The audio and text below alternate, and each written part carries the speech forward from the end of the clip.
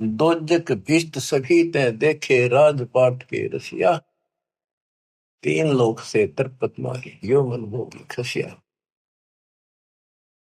सतगुरु मिले तो इच्छा मिटे पद मिल पदे समाना। चल हंसा उस लोक पठाऊं जो आदि अमर स्थान। सतगुरु मिले तो सतगुरु गुरुआ गाम बिगाड़े सब तो गुरुआ गाम बिगाड़े। ऐसे कर्म जीव का लागिए अब जड़ नहीं जाड़ी। सतगुरु मिले तो इच्छा मिटे पद मिल पदे समाना। सच्ची भक्ति की पद्धति बताओगा और ऐसे उदाहरण देगा आत्मा उसको तुरंत कैच करेगी।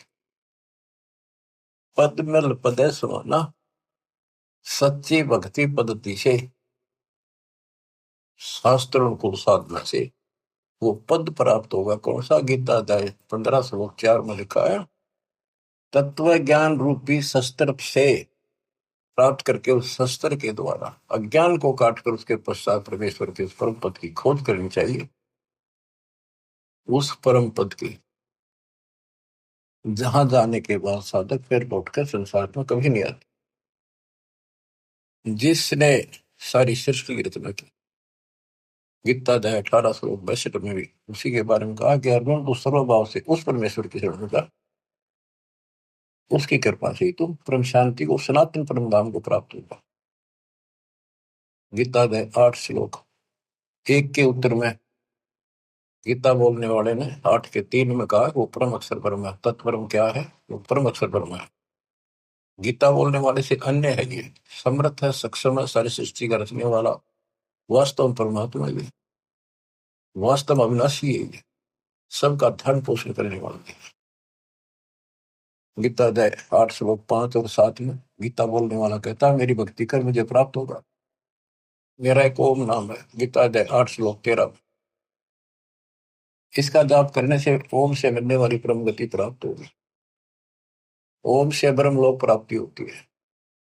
श्री देवी भागवत महापुराण में देवी खुद कहती है राजा हिमालय को कि राजा ने पूछा कि माता मुझे आत्म कल्याण बता और उस ब्रह्म के बारे में जानकारी दे। ब्रह्म क्या?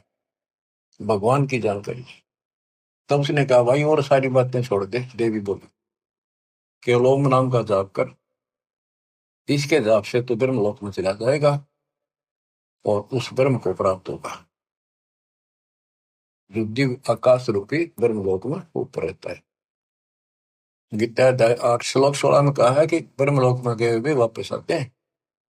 इसीलिए गीता अध्याय 2 श्लोक 12 में, गीता अध्याय 4 श्लोक 5 में और गीता अध्याय 10 श्लोक 2 में गीता बोलने वाला खुद कहता है तुम तेरे मेरे बहुत दिन मोक्ष के आगे भी होंगे और पहले भी हुए हैं। ये ना सोच के हम अभी उत्पन्न है,